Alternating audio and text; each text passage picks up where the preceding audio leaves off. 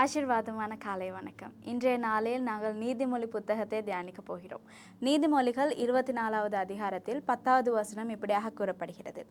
ஆபத்து காலத்தில் நீர் சோர்ந்து போவாயானால் உன் பலன் குறையது. இந்த வார்த்தையை வாசிக்கும் போது எனக்கு எலியா தீர்க்கதரிசி ஞாபகம் வந்தார்.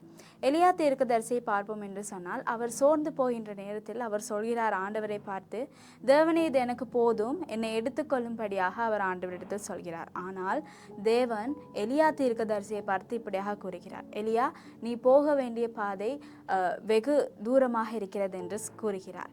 ஆம் பிரியமானவர்கள், சில நேரம் எங்களுடைய வாழ்க்கையிலும் எங்களுடைய சூழ்நிலைகள் நாங்கள் விரும்பத்தகாத விதத்தில், நாங்கள் எதிர்பாராத விதத்தில் இருக்கும் போது நாங்களும் இந்த எலியா தீர்க்கதரிசியை போல பலன் குன்றியவர்களாக இருக்கிறோம். ஆனால் நாங்கள் ஒரு தீர்மானம் எடுக்க வேண்டும்.